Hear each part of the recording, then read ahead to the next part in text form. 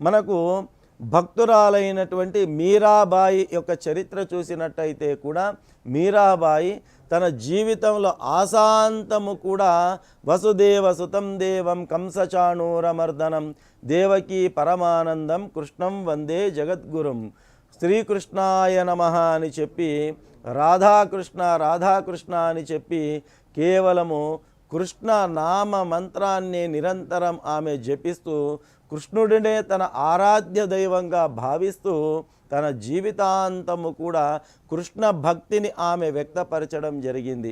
మరి కేవలం కృష్ణుడిని మాత్రమే గట్టిగా పట్టుకొని ఆ కృష్ణ ఆరాధన వల్ల మీరాబాయి కూడా మోక్షాన్ని పొందినటువంటి ఉదంతాన్ని చరిత్రలో మనము పురాణ వాంగ్మయాల్లో మనము చూస్తూ ఉన్నాం. అట్లాగే మనకు భక్త తుకారాం అనేటటువంటి భక్తుని పేరు మనం విన్నాం. ఆ భక్త తుకారాం తన జీవిత కాలం మొత్తంలో కూడా ఎవరిని ఉపాసించాడు? పాండురంగస్వామిని ఉపాసన చేయడం జరిగింది. కాబట్టి జీవితం మొత్తము కూడా పాండురంగడిని ఉపాసన చేసుకొని ప్రత్యక్షంగా పాండురంగడి యొక్క దర్శన భాగ్యాన్ని పొంది పుష్పక విమానాన్ని వెక్కి సాక్షాత్తు ఆ యొక్క పాండురంగడి యొక్క దివ్య ధామానికి చేరినటువంటి అంటే మోక్షాన్ని పొందినటువంటి ఉదంతము కూడా మనకు పురాణాల ద్వారా మనము తెలుసుకుంటున్నాం. అంతేకాకుండా భక్త రామదాసు కంచర్ల గోపన్న భక్త రామదాసుగా మారిన కంచర్ల గోపన్న యొక్క చరిత్రను కూడా మనం చూసినట్టయితే అమితమైనటువంటి భక్తి ప్రపత్తులను రాముడి పైన ఆయన కలిగి ఉన్నాడు.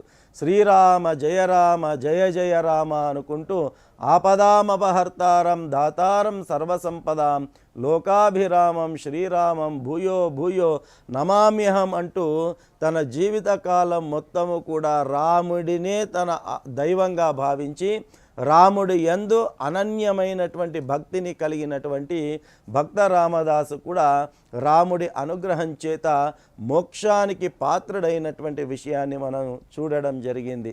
అంతేకాకుండా అన్నమయ్య యొక్క ఉదంతాన్ని కనుక కూడా మనం చూసుకున్నట్టయితే శ్రీ వెంకటేశ్వర స్వామిని కలియుగ ప్రత్యక్ష దైవమైనటువంటి శ్రీ వెంకటేశ్వర స్వామి పైన అనన్యమైనటువంటి భక్తి ప్రపత్తులను కలిగి ఉండి తన జీవితంలో ఎన్నో వేల పైచిలుకు కీర్తనలు వెంకటేశ్వర స్వామి వారి పైన కీర్తనలను రచించి వెంకటేశ్వర స్వామి యొక్క మన్ననలను పొందినటువంటి పరమోత్త భక్తుడు అన్నమయ్య.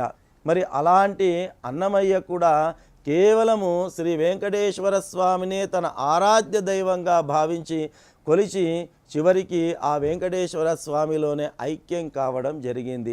ఈ రకంగా మనం చూసుకున్నట్టయితే ఏక దేవతోపాసన చేసిన వాళ్ళు వీరందరూ కూడా అట్లాగే భక్త కన్నప్పను గనక మనం తీసుకున్నట్టయితే శివుడిని ఉపాసించి ఆయన కూడా మోక్షాన్ని పొందడం జరిగింది.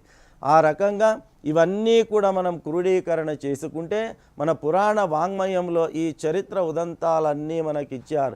ఏక దేవతోపాసన చేసిన వాళ్ళందరూ కూడా మోక్షాన్ని పొందినటువంటి పురాణ సాక్ష్యాలు మనకు ఉన్నాయి. కాబట్టి ఒక్క దేవుడిని గట్టిగా పట్టుకొని ఆ దేవుడిని ఆరాధ్య దైవంగా భావించి నిరంతరము అనన్య భక్తితో ఆ పరమాత్ముడిని ఎవరైతే కొలుస్తారో వారు మోక్ష ప్రాప్తికి దగ్గరవుతారు అని చెప్పడంలో ఏమాత్రము కూడా సంశయించాల్సినటువంటి అవసరం లేదు.